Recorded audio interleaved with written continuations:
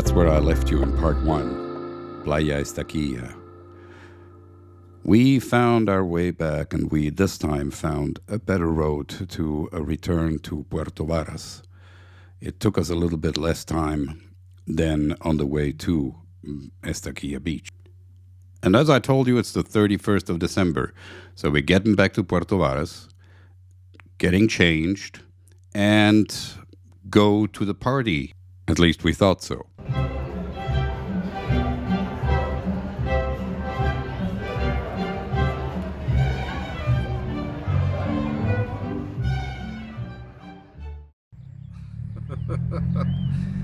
So we wanted to eat over there, La Vinoteca, and got a Google reservation for the table, which was confirmed.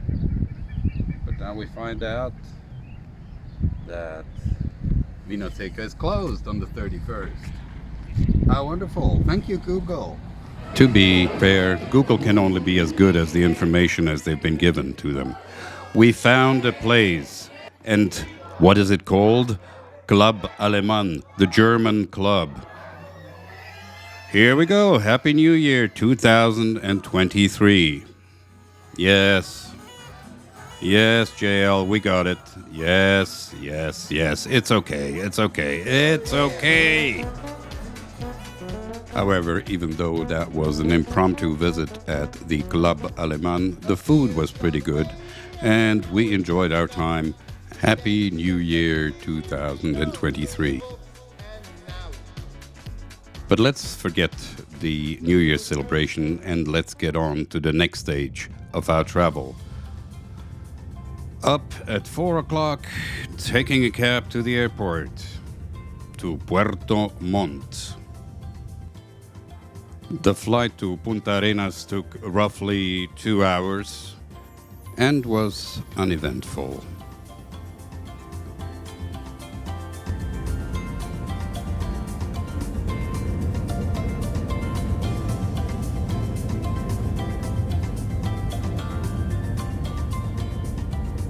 In Puntarenas, I checked into Cabo de Horno Hotel, the brown building in front of you. Very pleasant. Check-in completed, and out again to discover some of the attractions of Puntarenas.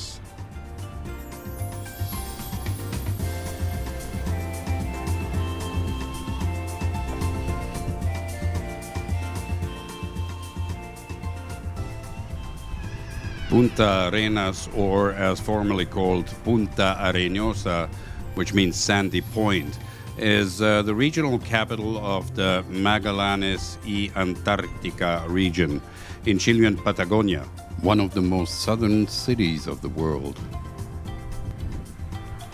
It is the largest city in Chile and Patagonia and has developed into a tourist center in far southern America, rivaling Ushuaia in Argentina. It is also an important starting point for trips to Antarctica and the Falkland Islands. So I've been walking down all this alley here, the whole alley, and it's been one monument after the other. Many heroes. From naval heroes to people who've done good to the region. Incredible. There's another monument right in front of us here in Puntarenas. At the moment I'm here. You can hear the wind. I'm trying to explain where we are and what way we're going to take to finally end up in Ushuaia. The wind was just terrible.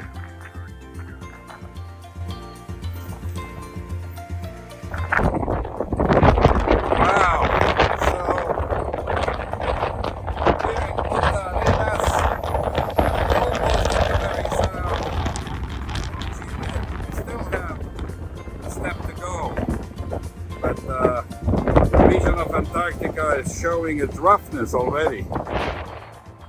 Puntarenas is also known for the Shackleton Monument. Sir Ernest Shackleton, who rescued his crew on Elephant Island, stranded there for several months. On August 30, 1916, a ship was spotted The ship with Shackleton on board was the tug Yelcho from Puntarenas in Chile, commanded by Luis Pardo, which rescued all the men who had set out to the original expedition. Time for dinner again, and this time I found this nice little place hidden somewhere at the end of the city, about 20 minutes walk away from my hotel, in a boutique hotel. I have to say, the food was just splendid. It was great, tasty, and the staff was incredible. Fun time, fun evening.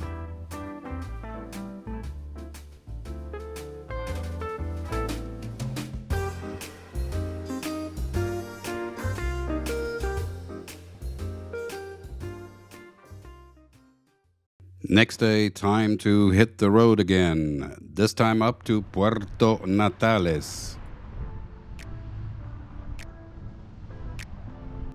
I booked a ticket on the local bus service called Bus Sur, and the trip cost approximately $20 per person. It takes about 3.5 hours to get to Puerto Natales, but it's all in all very agreeable.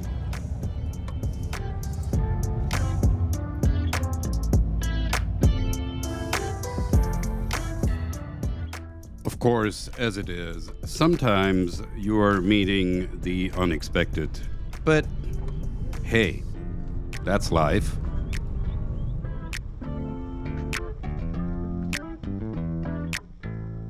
If you're on the way with your own private car, there are several stops you can do along the way. And one of it is Laguna Blanca, where you can relax for a few hours, hike, or take a swim.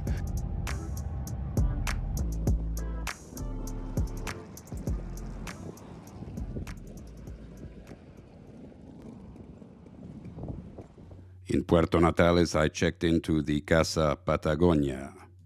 But of course, the stomach was calling again. And here we go, king's crabs.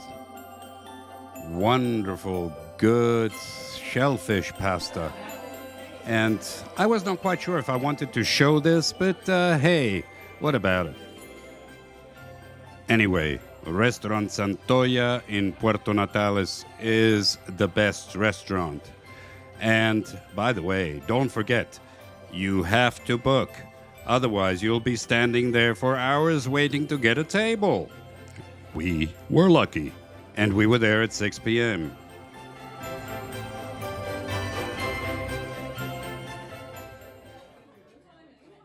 Anyway, I succeeded, and now time to sleep. No, this is not for security reasons, it's the wind and the rickety door.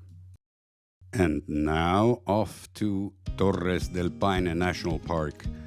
1 hour 45 minutes would be a direct trip, but of course there were so many stops. And of course you see the road as well. Partially paved, but mostly like this.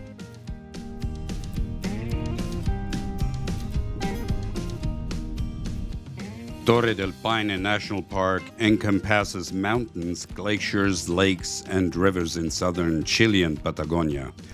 The Cordillera del Paine is the centerpiece of the park.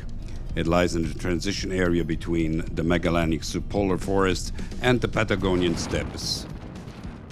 I visited on a particularly windy day, as you can see.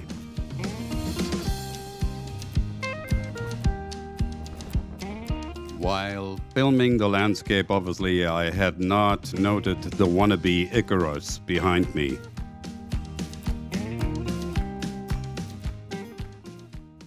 Not having booked the boat before, hey, well, there was no space. So I decided to go around the hotel and just have a look at Lago Gray and do a little walk around there.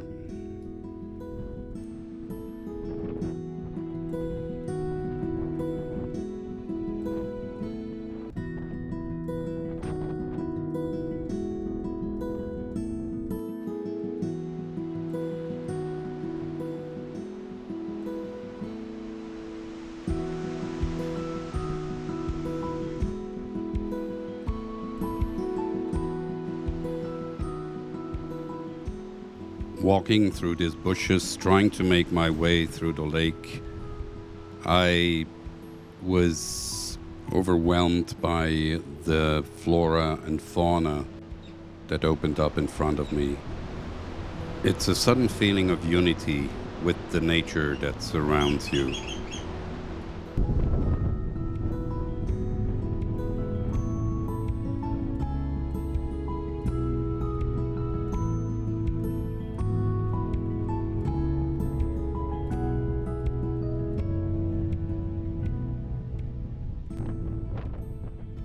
Let's just savor this enriching moment together.